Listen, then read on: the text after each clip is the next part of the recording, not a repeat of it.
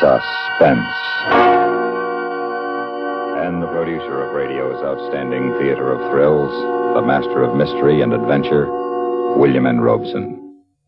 Man proposes, but God disposes. Always, always the question yet to be solved, the horizon yet to be reached, beyond which ever and ever there are further horizons and never the answer to the question. Was the wealth of the distant Indies lying beyond the curve of the earth the answer to the Spain of Ferdinand and Isabella? Was Sutter's gold lying beyond the high and forbidding western mountains the answer to the America of 100 years ago? Is the shiny electronic basketball, the soon-to-be-launched satellite, the answer to mid-century man who proposes without consulting him who disposes? We do not know, nor do we presume to guess. But we do make so bold as to give you pause for thought. Listen, then, listen, as Frank Lovejoy stars in The Outer Limit, a tale well calculated to keep you in suspense. 0 minus 25. 0 minus 25. All right, men, settle down. Now let's settle down. You too, Bill. That book you're reading, put it away. Anything you say, Colonel. No doubt you're wondering why we got you out of whatever warm beds you were in. Well, we've got a reason, a very good reason. This morning we take the wraps off the RX-3. Now, most of you have heard scuttlebutt that she's been modified. Well, she has. She's powered by 8 rockets now. That's what I said, 8 rockets. Designed to take man into areas of space that have never been explored before. And at a rate of speed to which no pilot has as yet been subjected. Now, Bill Westfall's going to take her up this morning as far and as fast as she can go. Joe? Yes, Colonel. You'll lead the 102s. You and your wingmen will be Bill's chase planes. We want observation at 40,000 feet. Yes, sir. Okay, here's how it plays. Pull the curtains on the map, Sergeant. Yes. Now, you see it circled here. Your rendezvous point we designated as Point X. 0 hour is 0900. Joe, you and your red tails will take off at 0 minus 15. Have you got that? Yes, sir. You'll make conventional climbs to 35,000 feet, rendezvous at Point X. Call into me at control at 40,000 feet. Right, Joe? That's it, Colonel. Well, not quite. Now, let's take a look at the weather. Pete? Yes, sir, Colonel. The weather is very pretty out, boys. All clear, ceiling unlimited. Winds aloft at 10,080 miles per hour at 165 degrees. At 25,000... Hold it, Pete. Major Westfall. Yes, Colonel. This is primarily for you. Well, now, don't fret, Hank. I'm getting it. I just wanted to make sure, Bill. Go ahead, Pete. Ground temperature is 60, estimated at 45 below at 40,000 feet. We expect no change for 3 hours. That's it, sir. Hang on. Okay, Joe, you and your boys go unwrap your 102s and have a nice time. Oh, Bill, stick around. I want to talk. How you feeling, Bill? I feel real good. How are you feeling? What about Molly and the kids? Are you worried, Hank? Don't worry. Well, I just want to know just how they are, that's all. Well, an hour ago, Molly wiped her hands on her apron, kissed me goodbye, and the twins want to be firemen this morning. 0 minus 20. Now, what do you 0 minus Okay, 20. okay. Look, Hank, I've flown it a dozen times before. I know, but never for this speed and never for this altitude and never with 8 rockets. The engineers are hitting you could break out of the stratosphere in this plane. Yeah, I heard. Now, get it out of your head. This is just routine. Look, Hank, I've studied the blueprints. I know them like a prayer. My brain is crammed with detailed specifications, estimated performances, and I know all the safety devices to keep me alive. You happy? All right, come on, let's go. Let's get out of here. I've got to say it, Bill. You know it better than I do, but I've got to say it anyhow. All right, you be a commanding officer, Hank. You know, you go ahead and tell me. Keep your throttles uniform or you'll wind up against the mountains. Yeah. Retract landing gear as soon as you're airborne. Maneuver for maximum rate of climb and a heading of 87 degrees, which should bring you to 40,000 in less than 2 minutes using JATO, approximately 1 mile north of rendezvous point.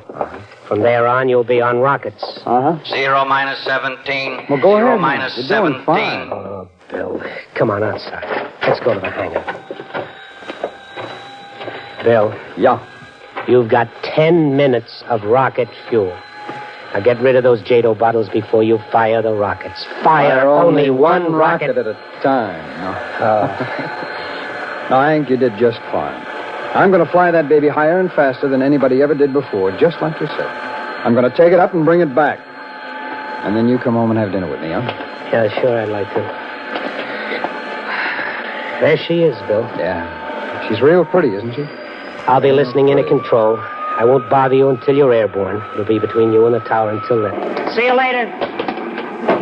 Good luck.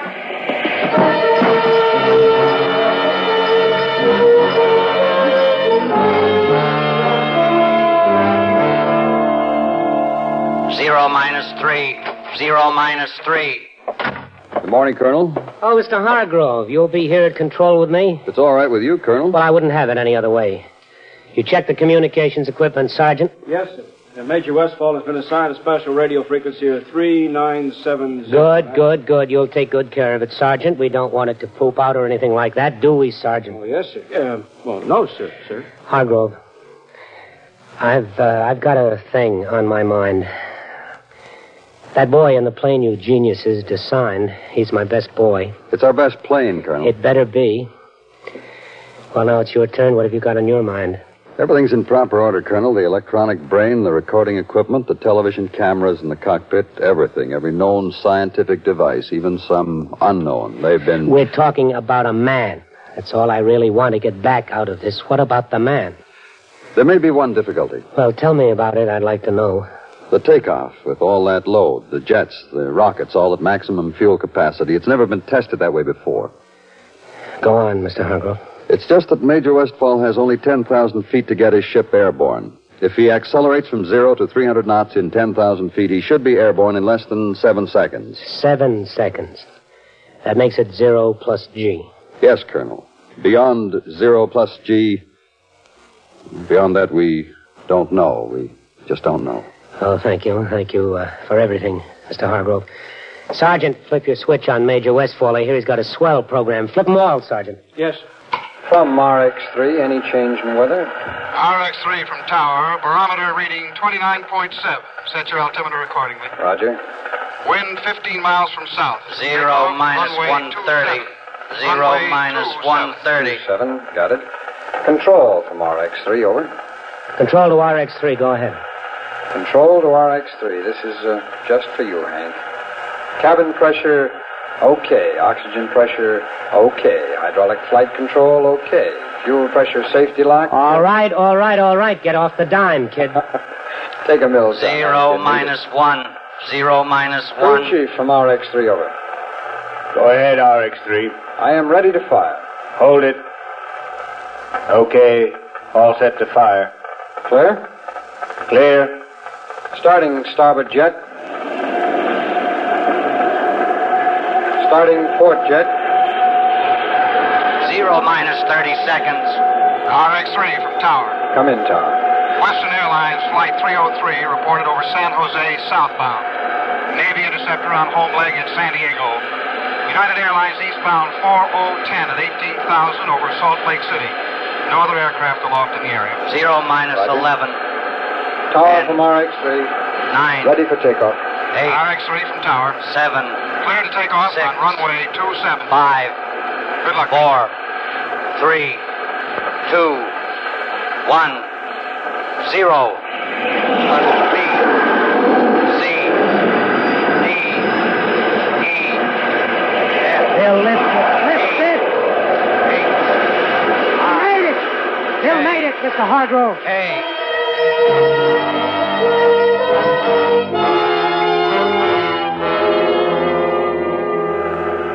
Control from RX-3. Control from RX-3. This is control. Go ahead, Bill. Everything's great, Hank. She's a doll, baby. You were kidding with that takeoff, weren't you? It took that long to get it off. That makes it a takeoff, Hank. How fast are you climbing? Airspeed 690, approaching Mach 1. She's buffeting some. Bad. I'm still flying her. Hank!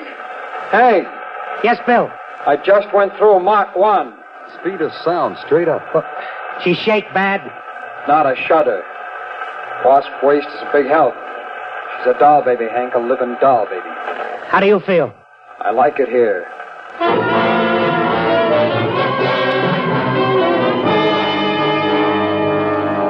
Control from Red Tail 1. Control from Red Tail 1.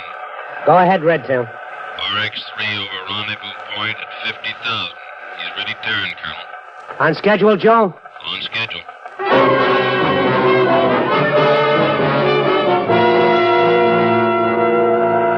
Control from RX-3, control from RX-3. Go ahead, Bill. 55,000, Hank. Still a dial, baby? Still is. Hank, can you hear me okay? You're coming in clear, Bill. Rocket system primed. Dropping right jet. Dropping left jet. All clear. Good luck, Bill. Firing number 1 rocket. Fired. Taking back. Firing number 2 rocket. Fired. Hey, Hank. Yes, Bill, what is it? Bill? Bill, are you receiving me? RX-3 from control, come in. Come in, RX-3. Hello, Bill, come in. Redtail leader from control, Redtail leader from control, come in, Redtail. Go ahead, Colonel. What about it, Joe? RX-3 overhead at approximately 70,000 feet, maintaining a heading of north-northwest. I can barely make him, Colonel. Try calling. Roger. RX-3 from Redtail leader. RX-3 from Redtail leader. Come Mr. in, Hargrove. RX-3. Yes, Colonel? Come in, Share it RX-3. with me, Mr. Hargrove. Come in, Sit here and run your RX-3. fingers through your hair and wait and think about it and share it with me. Leader. Control from Redtail leader. Go ahead, Redtail. We've lost him, Colonel. Stay up there, Joe, as long as you can. What do we do now, Colonel? I just told you, Mr. Hargrove, we wait. You and me. We wait.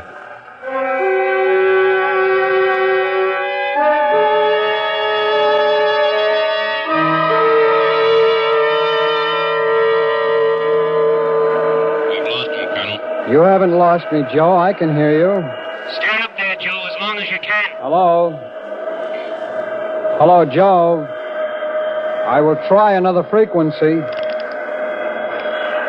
Redtail from RX-3, can you make me? Redtail from RX-3, can you make me?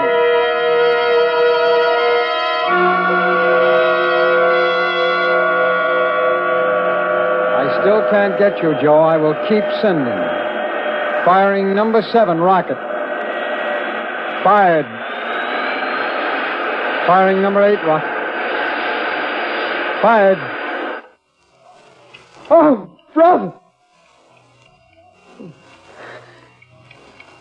This is RX-3 broadcasting to whom it may concern, to all you people. This is Bill Westfall approaching 210,000 feet at 4 times the speed of sound. 210,000 feet, that's 40 miles straight up in the air to all you people. And that's where I am. You never saw anything like it. No clouds, and a color no one ever named before. Otherwise, there's nothing. There's no sound except my instruments. Nothing. Nothing at all. Wait a minute. There is something at 2 o'clock high. Really something, brother. And it's not a flying saucer either. This one's egg-shaped. It's huge. It's spinning like a top, and it's coming toward me. Can you hear me? Can you hear me? Listen. Listen, something has just happened. Something, a missile, something, a shot. Maybe through my canopy. The pressure is going down. Something is happening to me. That egg-shaped thing, I'm being pulled toward it. I have lost control of the ship. I have no control. I am going to decompression. I'm on the verge of consciousness. I'm blasting out.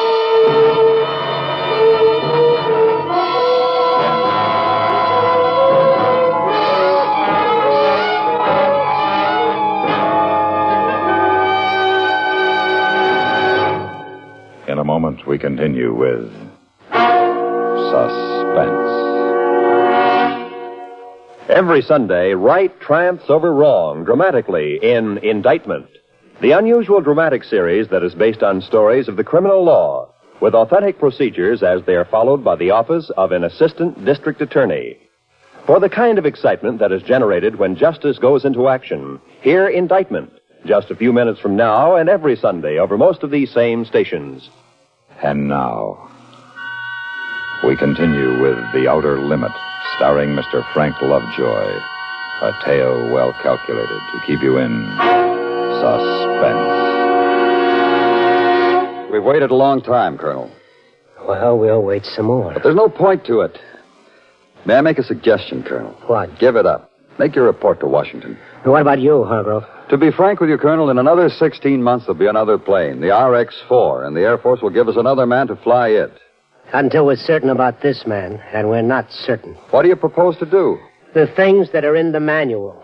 We'll organize search parties. We'll put spotter planes up in the air. Maybe Bill came down in the ocean. We'll call the Navy in. Colonel, if the RX-3 came down on the ocean, it would sink in 5 minutes. It had no life preserver equipment on it. The added weight... We'll call the Navy in, Mr. Hargrove. Whatever you say, Colonel, but my guess is... What's your guess, Hargrove? My guess is that sometime, somewhere, on some beach or in some field, someone will pick up a ball of cooled metal.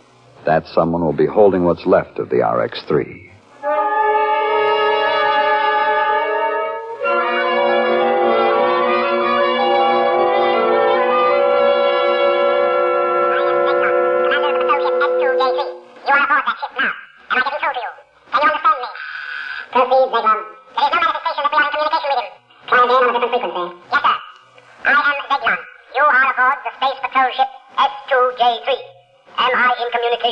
With you. Can you hear us? Can you hear me? Can you understand now what I am saying to you? Yes. Yes, I hear you. I understand. Proceed, Zeglon. We have established communication with him, Commander, on frequency X29. Good. Proceed as ordered. Yes, Commander. Earthman, your brain is in turmoil, is it not? It has great difficulty in accepting what you see. Yeah, that's right. Accept it. What you see here exists. This exists? It exists, Earthling. The spaceship you're on exists. Those jet dynamos you see before you exist. Jet dynamos driven by the harness power of 1,000 suns. Listen, Earthman. Listen to them.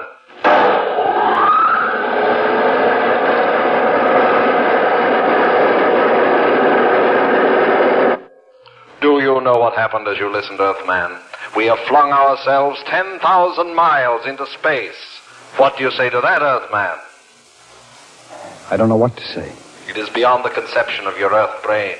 Then conceive this. Try to move, Earthman. You're not bound in any way. Try to move. Don't strain. It's impossible for you to move. There is a screen of force aimed at you. Now you may move about, Earthling.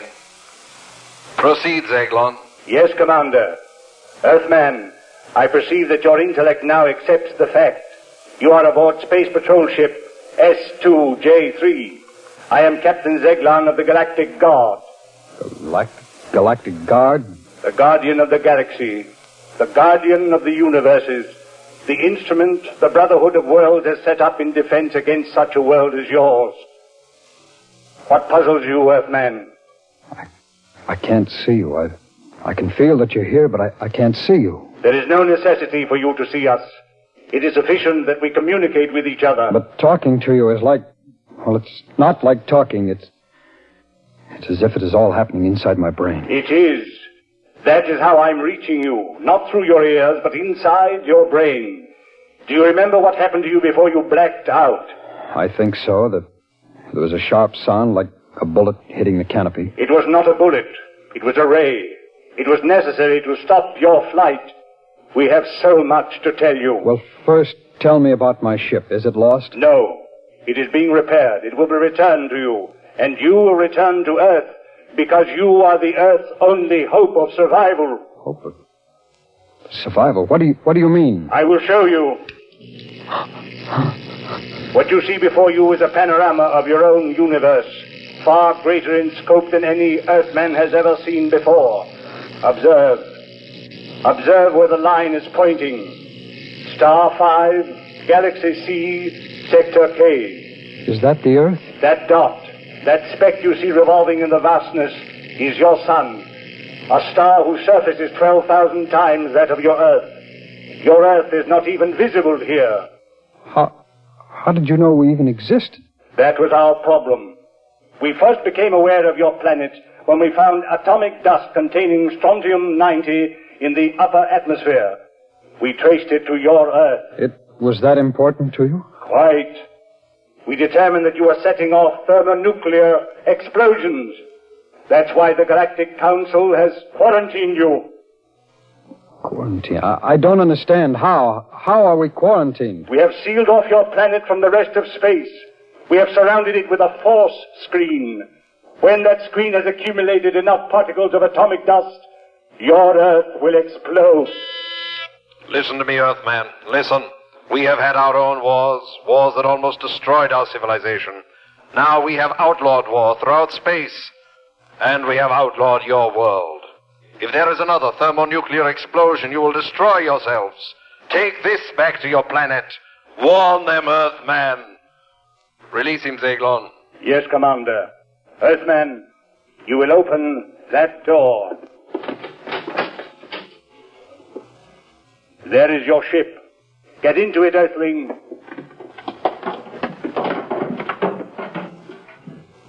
Are you ready, Earthling?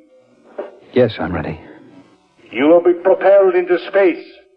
Close your canopy. Open aperture. Warn them, Earthman. Warn them. Fire!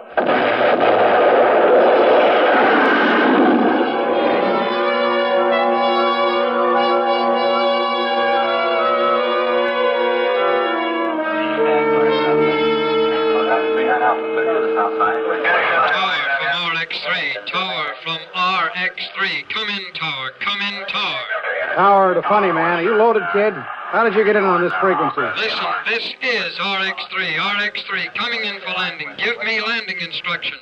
Tower, the funny man. Impossible that you're RX3. Now get away from the area. The area cleared for interceptor practice approaches. Tower, this is Major Westfall in RX3. Now come on, give me landing instructions. I am fresh out of rocket juice.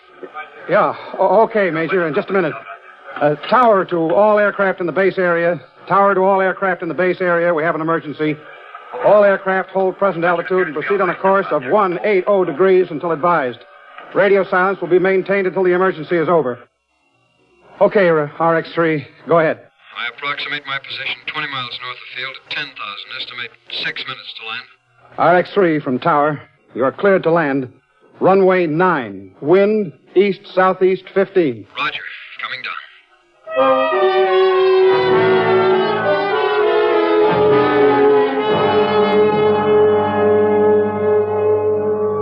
Hello, Hank.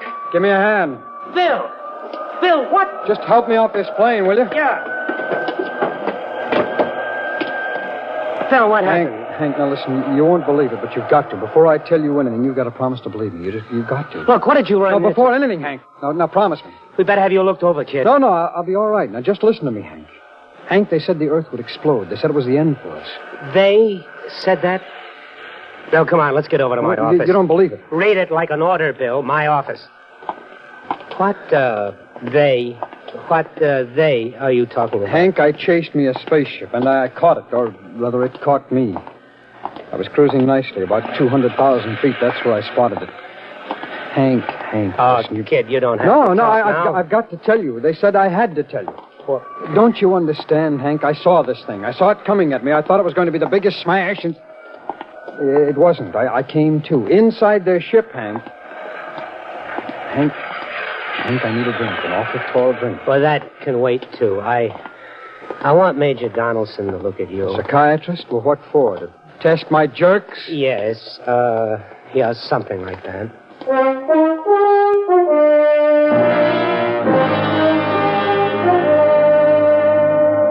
Well, that's the story, Major Donaldson. Hank, you believe it, don't you? Just keep lying down there, Bill. Major, what do you think? Oh, I'm not sure. Now, Bill, these men from Mars... I didn't say they were men from Mars. Now, did you hear me say that they were men from Mars? No, you didn't. All I'm trying to tell you is this. Whoever those people were, they know all about us, everything, about our wars, about our big bombs. They've got us They have got us quarantined. Quarantined? Yes, quarantined. They've sealed us off from the rest of space. We have wars. We're sick, and we're going to die. They've seen to it that we will die. Well, go ahead, Bill. Well, there's nothing more to go ahead with. Another H-bomb, and that's all. One more bomb, and we're going to have the juiciest galactic 4th of July of all time. Explode. Like that. Well, how do you like it? All right, Bill, roll up your sleeve. Now, just forget it, Major. All I need is a couple of drinks. Sorry, Bill, not right now. Let the Major give you a hypo. Hank, I've got a drink coming. A lot of drinks. And I want to see my wife. Yeah, later. I'll call Molly. Right now, you've got to get a little sleep. Go ahead, Major. Come on, Bill, let's leave. All right. All right, if it's in order, go ahead. Oh, there. You'll be okay in a few hours. I am okay now. Sure. We'll leave you here, Bill. It's all right if Bill sleeps in here, isn't it, Colonel? Sure. But when you wake up, I'll have Molly here, and we'll have that drink together. Yeah. Well, maybe she'll believe me. Maybe you'll believe me then, Hank. You'd better. Come on, Major.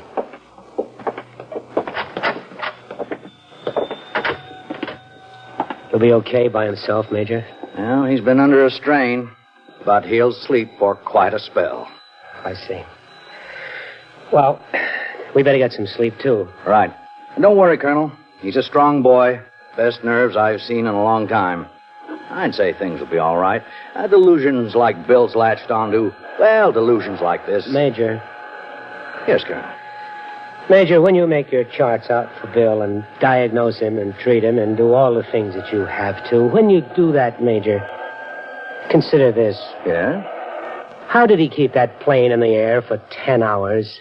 For 10 hours, Major, when he had fuel to last him only 10 minutes.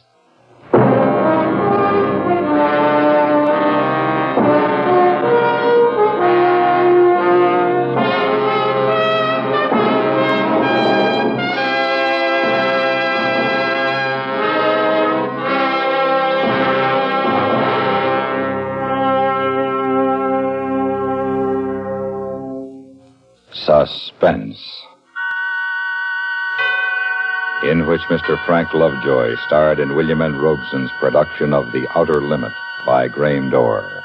Listen. Listen again next week when we return with another tale well calculated to keep you in suspense. The Outer Limit was adapted for radio by David Friedkin and Mort Fine. Supporting Mr. Lovejoy were Stacey Harris, Barney Phillips, Jack Crucian, Larry Thor, Sam Pierce, Jay Novello, Hans Conried, and Joe Kearns. The musical score was written by Lucien Morawek and conducted by Wilbur Hatch. Sound patterns by Tom Hanley and Bill James. Like to laugh? Then you'll like listening to Eve Arden as our Miss Brooks on CBS Radio later today. With Cupid taking pot shots at her from one side and Mr. Conklin, the school principal, badgering her on the other, our lovelorn schoolmarm has a tough time tracking down her favorite male, Mr. Boynton. But since all of her difficulties are comic, every episode of Our Miss Brooks, starring Eve Arden, offers immediate insurance against the blues. What can you lose? Hear Eve Arden as Our Miss Brooks on CBS Radio every Sunday over most of these same stations. This is the CBS Radio Network.